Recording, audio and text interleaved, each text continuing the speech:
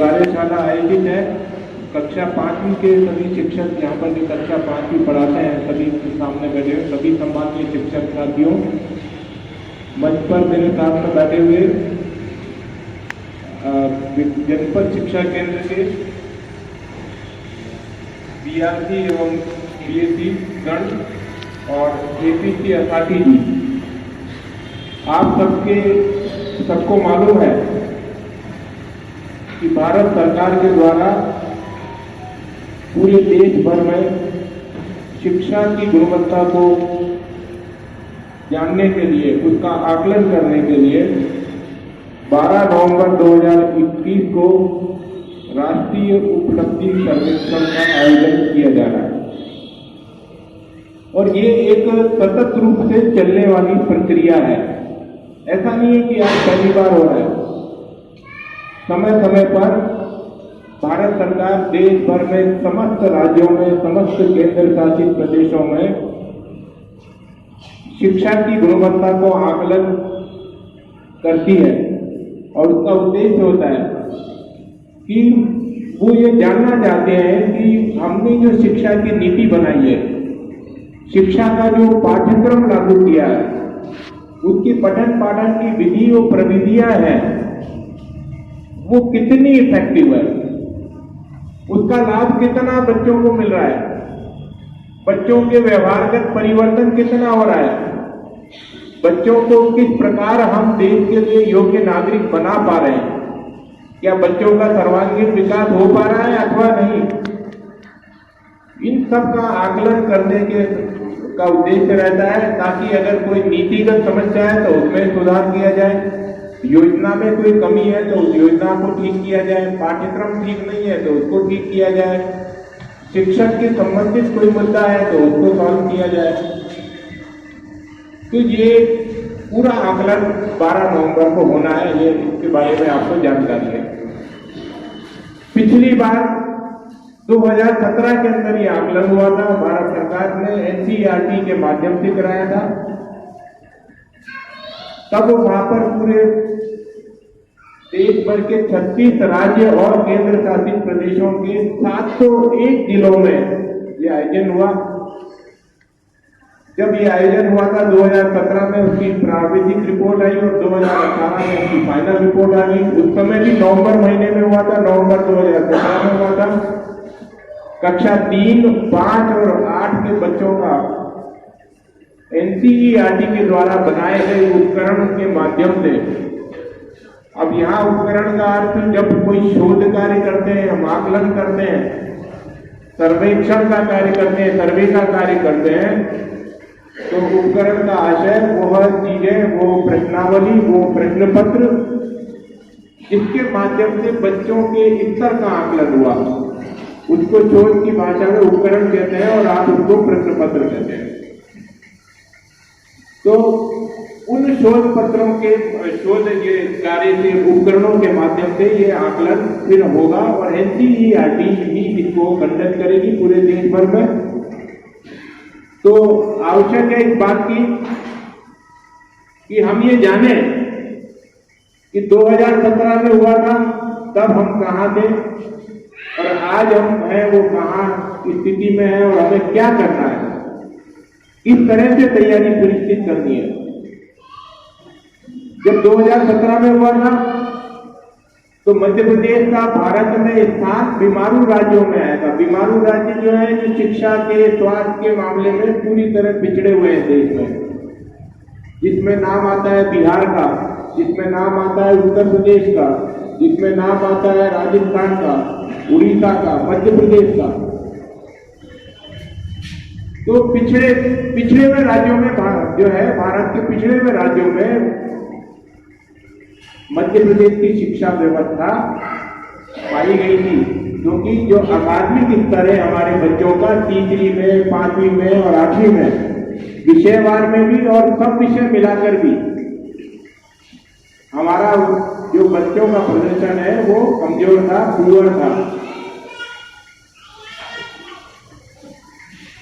यदि हम मध्य प्रदेश की बात करें तो मध्य प्रदेश में उस समय 51 जिले थे और 51 जिले में ये ठीक है कि उस समय सागर जिले में काम हुआ होगा, आप लोगों ने काम किया होगा। तो हमारे यहाँ पर जो है कक्षा 3 में जो औसत स्कोर है उसके आधार पर हम दूसरे स्थान पे थे। औसत स्कोर भी आपको समझ में आना चाहिए। औसत स्कोर का मतलब क्या? यदि कक्षा 5 में 15 बच्चे अगर आपके यहाँ दर्ज हैं और अध्ययनरत हैं, 15 बच्चों को हमने वो प्रश्न पत्र में से हमने काम किया, 12 उपस्थित हुए मानव मूल्यांकन के समय और 12 ने जो प्राप्तांक अर्जित किए, तो सबके प्राप्तांकों में टोटल लगा करके जो प्राप्तांक कुल अर्जित हुए और उसमें कुल बच्चे हैं 15 का हम डिवाइड करेंगे तो आपके विद्यालय का औसत स्कोर बन जाएगा कक्षा 5 का। इसलिए बार बार कहा जा रहा है कि 5वीं के सब बच्चों का होगा, सब बच्चों को हमें सिखाना, तीसरी के सब बच्चों का होगा, सब बच्चों को सिखाना। कई बार हमारी पठन पाठन पद्धति या प्रक्रिया इस प्रकार रहती है कि आगे के 4 बच्चों तक सीमित रहती है, जबकि हम पूरे क्लास के लिए हम काम कर रहे हैं। जो बच्चे नहीं आए उनको भी लेकर के आना है और उनको भी सिखाना है। तो विद्यालय का औसत स्कोर, सब बच्चों ने भाग लिया उसका प्राप्तांक, कुल बच्चे उनका भाग देंगे तो औसत स्कोर आ जाएगा। ऐसे ही किसी विकास खंड में जितने बच्चों ने भाग लिया, जितनी संख्या है उसको भाग दे देंगे हम, प्राप्तांकों का टोटल लगाएंगे तो विकास खंड का औसत स्कोर आ जाएगा। और पूरे जिले के अगर बच्चों को प्राप्तांकों का योग लगाएंगे और नीचे जितने बच्चों ने भाग लिया उसका भाग देंगे, जिले का उसको औसत स्कोर आ जाएगा।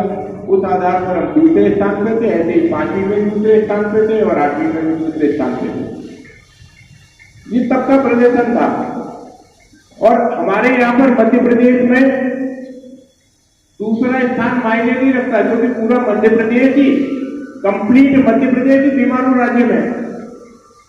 अगर हम जिले में, अगर हम सार्वजनिक जिले में रहे ढूंढेंगे तो हम बहुत नीचे होंगे, यद्यपि प्रदेश में दूसरे स्थान पर रहे होंगे।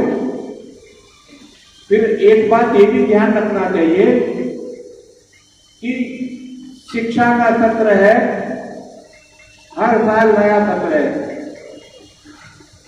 हर साल नए बच्चे हैं, नए बच्चे हैं। पहली में नया प्रदेश है, पहली वाला दूसरी में आ गया, चौथी वाला 5वीं में आ गया, बच्चे बदल रहे।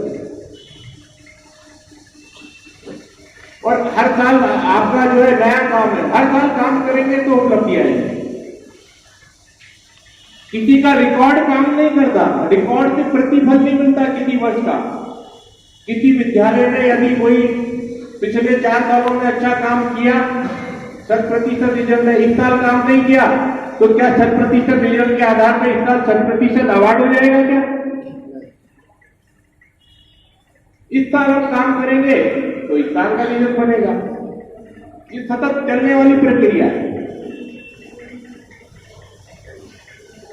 आप सब जानते हैं कि क्रिकेट में अगर किसी का नाम लेते हैं तो क्रिकेट के भगवान हम सचिन तेंदुलकर को कहते हैं। क्यों? क्योंकि उन्होंने अपने छोटी सी उम्र में खेलना शुरू किया और अपने कैरियर में उन्होंने 100 सेंचुरी मारी है, टेस्ट में जो वनडे में मिला के 100 सेंचुरी, क्योंकि एक खिलाड़ी के लिए एक कैरियर में बनाना बहुत ही मुश्किल काम है। जब वो खेल रहे थे तो उनकी 99 सेंचुरी पूरी हो चुकी थी और 100वीं सेंचुरी जब 99 हो जाती तो 100 का इंतजार रहता है। लगभग 1.5 साल का गैप आ गया, क्योंकि वो टेस्ट में जो वनडे आए उस 1.5 साल में तो वो एक आध बार तो ऐसा भी हुआ कि 97 पर आके आउट हो गए। तो दूसरे जो अब छोटा मोटा व्यक्ति तो उनको कमेंट कर नहीं सकता, एक दूसरा ही अच्छा, दूसरे विदेश का कोई एक अच्छा खिलाड़ी रहा, बैट्समैन रहा, उसने एक संजय टाइप का कमेंट दे दिया अपना सोशल मीडिया पे, ट्विटर पर, कि सचिन तेंदुलकर अगर नहीं बना पा रहे तो उनको ऐसा 99 सेंचुरी के आधार पर 100वीं अवार्ड कर दी जाए। तो क्या अवार्ड हो सकती है? अंतर्राष्ट्रीय नियमों मानकों की तरह किसी को अवार्ड नहीं मिल सकती है। वो तो 100वें मैच में या जब भी आप मैच में जो भी उनका चल रहा है आगे, उसमें आप खेलोगे, रन बनाओगे, और स्कोर बोर्ड पे आपका दर्ज होगा तभी आपको 2 रन हो जाएंगे, तभी सेंचुरी आपकी दर्ज होगी। तो मेरा सागर का इस माध्यम से कहने का आशय यह है कि कई बार हमको ये लगता है कि हम तो 17 में दूसरे नंबर पे थे भाई, अरे उस समय थे। आज आप काम करोगे, आज आप पढ़ाओगे, जो बच्चे आपके पास में है 5वीं में, उनके ऊपर काम करोगे, सब बच्चों को लेकर आओगे, सब बच्चों को सिखाओगे, सब बच्चों का औसत स्कोर वो अचीव करेंगे 12 नवंबर को, उसके आधार पर रैंक मिलेगी। 2017 हो गया, वो इतिहास हो गया, उसके आधार पर कोई हमारा मूल्यांकन नहीं होना है। और पहले हो सकता है 2017 में जब था तब ऐसी कोई जागरूकता नहीं थी, बहुत सारे जिलों ने ऐसे ही दिलवा दिया। आज अभी पूरे प्रदेश में सब जिलों में मेहनत हो रही है, केवल ऐसा नहीं है कि हम सागर नहीं कर रहे हैं, जबलपुर, इंदौर, उज्जैन और भी दूसरे संभागों के जिलों में काम हो रहा है, क्योंकि बार बार हमारे आयुक्त, राज्य शिक्षा केंद्र, प्रमुख सचिव स्कूल शिक्षा, ये सब इस संबंध में बैठक लेते हैं।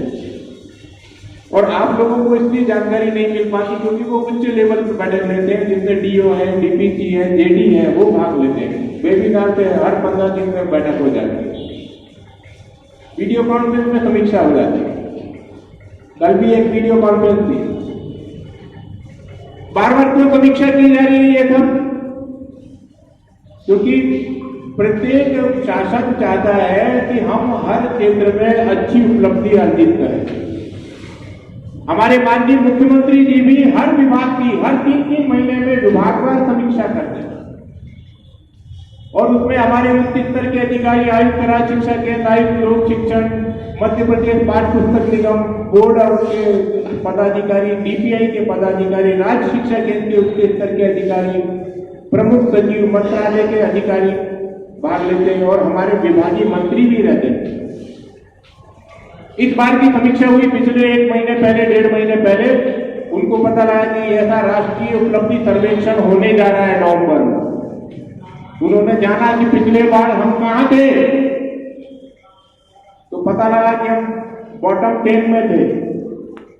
माननीय मुख्यमंत्री जी ने निर्देश दिए, अब की बार होगा तो प्रदेश हमारा टॉप 10 में आना चाहिए, बॉटम 10 में नहीं आना चाहिए। अब टॉप 10 में कब आएगा? जब प्रदेश के हर जिले में काम होगा, जिले के हर विकास खंड, जनपद शिक्षा केंद्र के सब विद्यालयों में काम होगा। 1-2 विद्यालय से काम नहीं होना है। अगर हम सोचें कि हमारे जनपद शिक्षा केंद्र की गिनती की 10-20 विद्यालय तो बहुत अच्छे हैं, पर 20 विद्यालय में अच्छे हैं और बाकी हमारे अगर अच्छे नहीं है, 150 विद्यालय हमारे, बाकी 200 विद्यालय अच्छे नहीं है, तो एवरेज तो सबका बनेगा ना, सबका टोटल मिला करके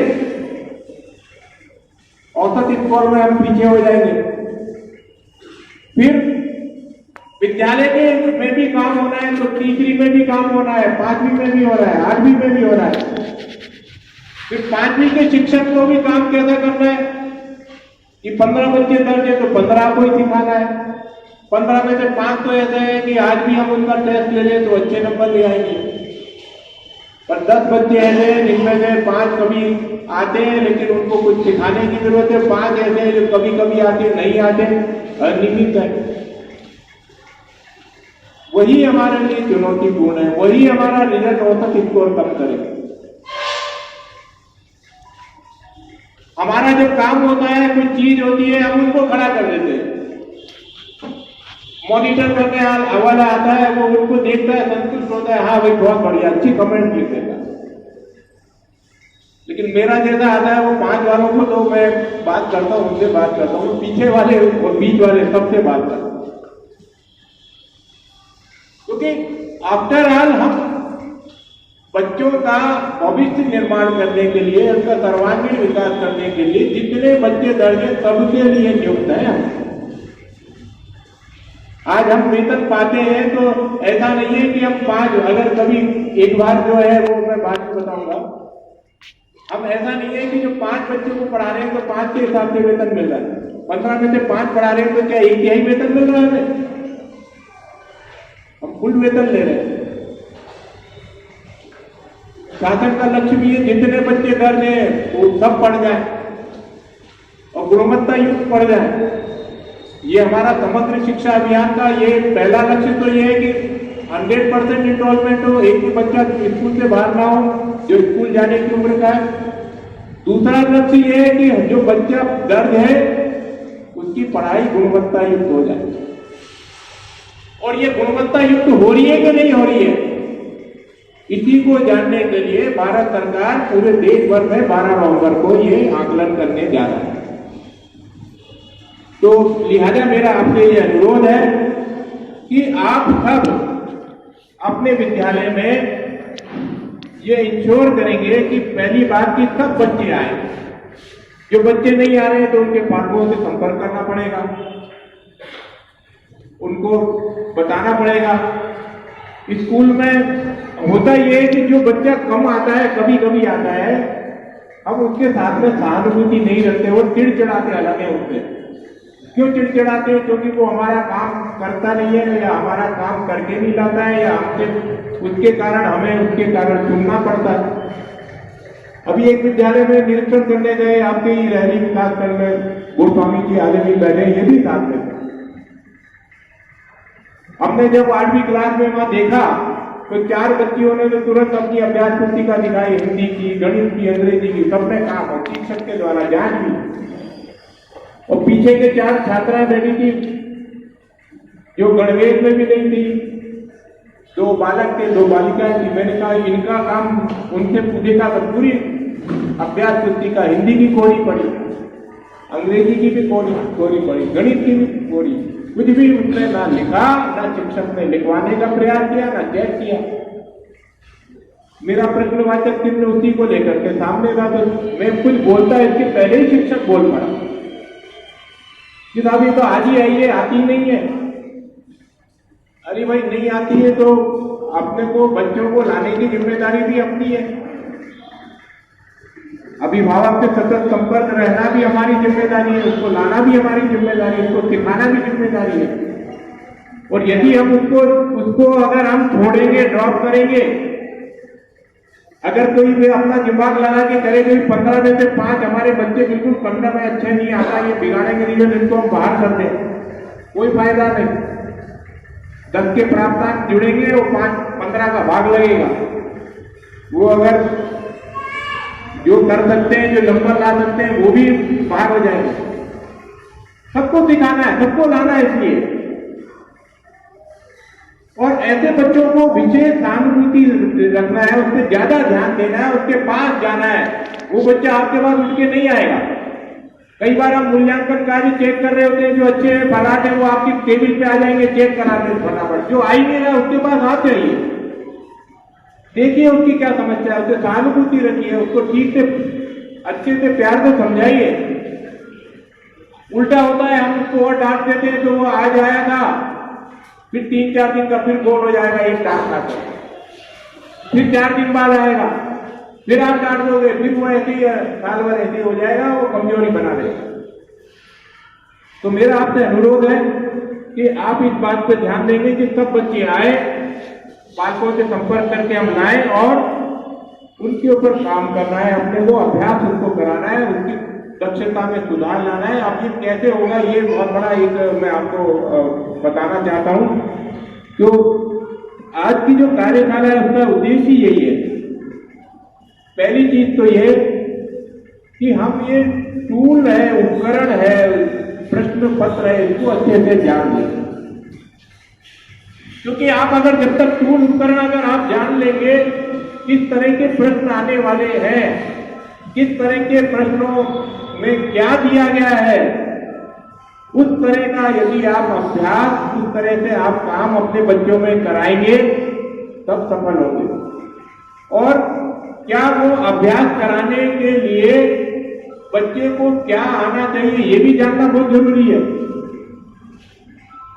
अगर कोई कच्चा घड़ा है और उसमें अगर आप पानी भरोगे तो पानी ठहर पाएगा, घड़ा टूट नहीं जाएगा। पानी को ग्रहण करके रखने के लायक को थोड़ा पके भी तो सही, कि कच्चे घड़े में ही हमने सूखा है नहीं है और पानी भर देंगे। कैसे वो करेगा? तो उसको मूलभूत दक्षता आनी चाहिए, उसको लिखना पढ़ना आना चाहिए, उसको अक्षर की पहचान होनी चाहिए, मात्रा की पहचान होनी चाहिए, हिंदी भाषा में शब्द पढ़ना लिखना आना चाहिए, गणित में गिनती उसको आनी चाहिए। गिनती ऐसी नहीं आनी चाहिए, कई जगह स्कूलों में जाते हैं गिनती लिखो, बच्चे तो एक से लेके एक के पीछे 100 तक लिख देते हैं और उनसे कहो कि 48 लिखिए, बोल दिया आपने तो 48 नहीं लिख पाते। हमने अलग से 4 अंक की संख्याएं लिखी बोर्ड पर, क्रम नहीं है उसमें, कहा अब इसको पढ़ के बताओ, तो 5वीं का बच्चा जो है 52 शब्द अंक जो है पढ़ नहीं पा रहा। गिनती 5वीं के बच्चे को बिल्कुल आनी चाहिए, 3 अंकों तक की गिनती आनी चाहिए, 1000 तक की गिनती का अच्छे से अभ्यास होना चाहिए कि उसमें से कौन सी संख्या छोटी है कौन सी बड़ी है, इसका उसको भान होना चाहिए, उसको जोड़ना घटाना आना चाहिए। जब इतना आएगा तब तो वो एनएस के पेपर का आप अभ्यास कराते हो, उसका सीख पाएगा उसमें वो। हम लोगों में बहुत सारी चीजें जो है समय के साथ में हमारे यहाँ की जो निर्देश की प्रक्रिया रही है, हम लोग बहुत सारी चीजों को अब नहीं करते क्योंकि बना बनाया मैटर मिल जाता है। पहले मैं सोचता हूं कि पुराने शिक्षक है वो जानते हैं, 20 साल से पहले की जिनकी नौकरी है वो जानते हैं, पहले त्रैमासिक पेपर नहीं आता था, त्रैमासिक परीक्षा कराना निर्देश आता था, शिक्षक खुद त्रैमासिक का पेपर बनाता था, अर्धवार्षिक का खुद पेपर बनाता था। आज सब पेपर बन के आते हैं, अभ्यास के प्रश्न भी आते हैं, प्रश्न बैंक भी आ रहा है, मटेरियल पर्याप्त आ रहा है, अभ्यास कार्य की पुस्तिकाएं छपा दी गई है, मटेरियल की कहीं कोई कमी नहीं है। मटेरियल डेवलप करना, प्रश्न पत्र डेवलप करना, ये आपका हेडेक ही नहीं रहेगा। अब आपको चीज है कि कुछ चीज उपलब्ध है, उसका सदुपयोग कैसे करते हैं। हम लोग निर्देशों का पालन करते हैं, अच्छी बात है, लेकिन निर्देशों का पालन करने का आशय यह कदापि नहीं है कि हम केवल औपचारिकता निभाते हुए उस निर्देश को कर दें और उसका मर्म जो है, उसका जो आशय है उसको छोड़ दें। एनएएम के पेपर की तैयारी आपने जब देखी वहां पर स्कूलों में, जब मॉनिटरिंग में गए, जहां भी गए, मुझे एक भी जगह एक भी शिक्षक पेपर उतारा जा रहा है, प्रश्न लिख दिया उत्तर लिख दिया, प्रश्न लिख दिया उत्तर लिख दिया बोर्ड पर, या बच्चे को मॉक पेपर दे दिया है, बच्चे के पास मॉक पेपर है, हल कर रहा है, बच्चे को रफ का इस्तेमाल ही नहीं करता है, उसको सीधे उत्तर बता दिया भाई ये पहला प्रश्न इसका और ये उत्तर ए है, बी है, सी है, निशान, या ऊपर बोर्ड पे प्रश्न लिख दिया निशान। अरे भाई ऐसी प्रैक्टिस से क्या होने वाला है, मेरे को बताइए, आप कितने प्रश्न बता दोगे? ये तो अभ्यास के प्रश्न है, ये प्रश्न थोड़ी आने वाले। आपको जो प्रश्न बैंक दिया गया है, मॉक पेपर दिया गया है, वो तो इस तरह का अभ्यास कराने के लिए दिया गया है कि बच्चा ये जान ले कि किस टाइप के पेपर आएगा, जिस टाइप के प्रश्न आएगा तो उस प्रश्न को क्या कैसे अपन समझेंगे, कैसे उसको हल करेंगे और कैसे उत्तर लाएंगे। उसके लिए ये उदाहरण स्वरूप है।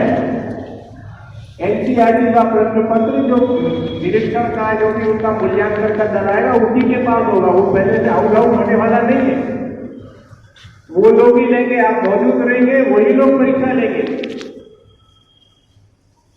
तो अब वो प्रक्रिया चल रही थी, उदाहरण बताना चाहता हूं, इसलिए मेरे को किसी की कोई बुराई करने का नहीं है, मैं वो उदाहरण इसलिए आपको बताना चाहता हूं कि वो प्रक्रिया अपने यहाँ पर अपनी कक्षा में 5 में ना हो और सही तरीके से कैसे हो, ये इसलिए मैं बताना चाहता हूं।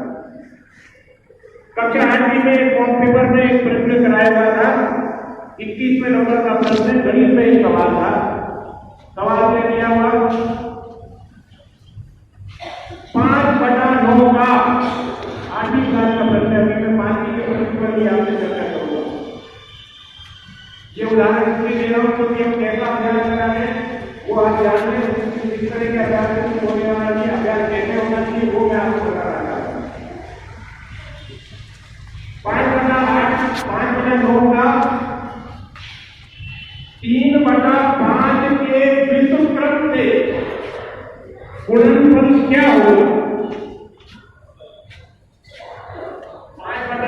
9 के प्रश्न है, आप तय कीजिए अपनी 5/9 के 9 का 5/9 का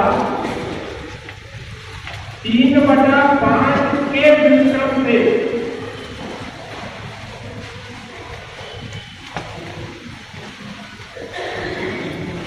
ठीक है। 5/9 है पहली संख्या, दूसरी संख्या 5/9 का 3/5 दूसरी संख्या है के व्युत्क्रम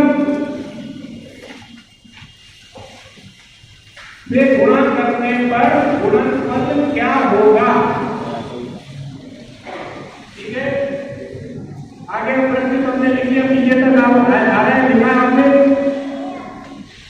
पहली संख्या आपने किस में लिखी है, किसने नहीं लिखा, जिसने नहीं लिखा वो हाथ खड़ा करो, जिसने नहीं लिखा